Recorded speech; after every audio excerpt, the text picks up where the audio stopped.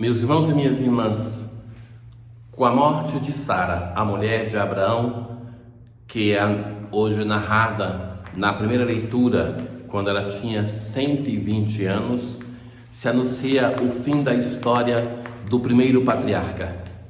Uma história que nós acompanhamos, muito bela, que foi mostrando as feições deste homem e ao mesmo tempo as suas virtudes e sobretudo a sua disposição de viver uma relação de fé, de confiança sem limites, de disposição de viver aquilo que Deus lhe determinava, lhe pedia para fazer e de fazê-lo tempestivamente. Eis-me aqui, nós ouvimos muitas vezes, e que sempre a promessa que ele recebia era uma promessa de futuro. E aí nós vemos que ele vai confiando e que depois Deus vai realizando as suas promessas.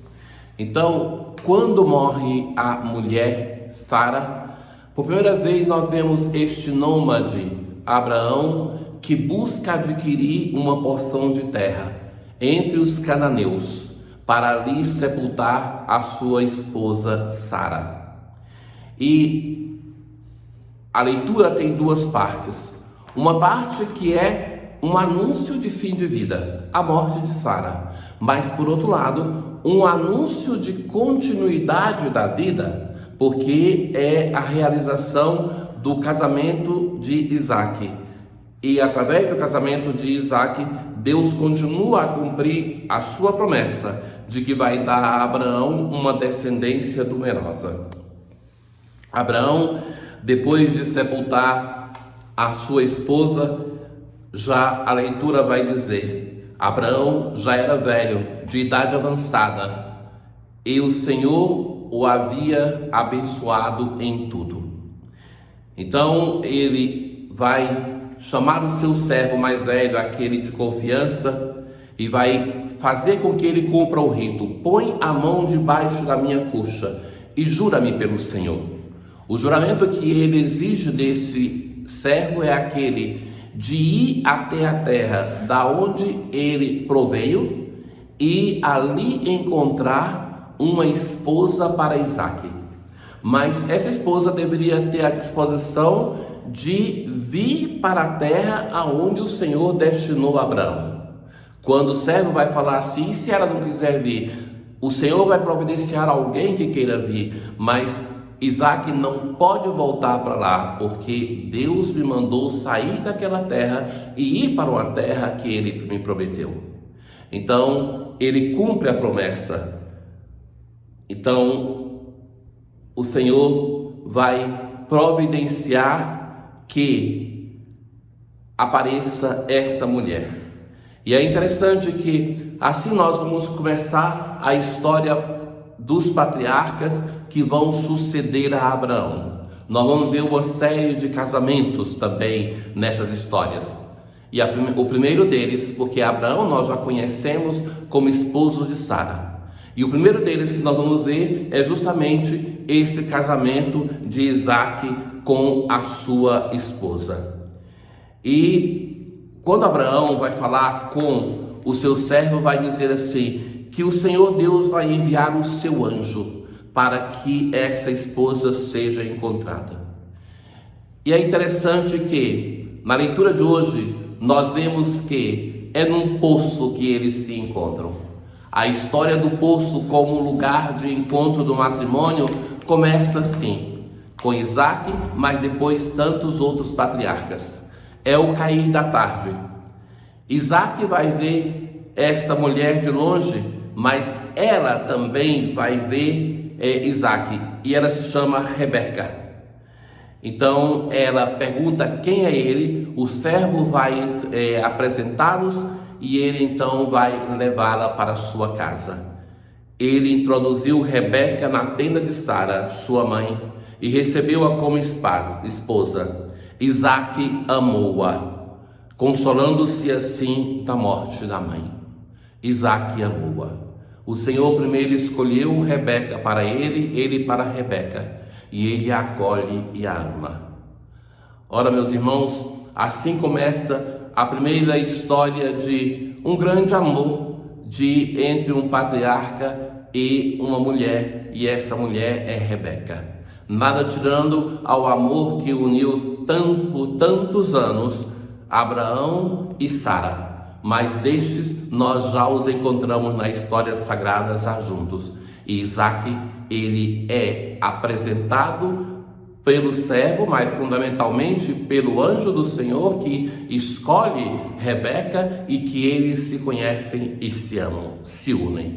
E a história dos patriarcas vai prosseguir nas próximas celebrações desses dias. E hoje no Evangelho nós temos de novo uma interrupção nesse capítulo, nesses capítulos de Mateus que contam 10 milagres. Então, depois dos 3 primeiros, nós temos uma interrupção para Jesus fazer um discurso para os discípulos.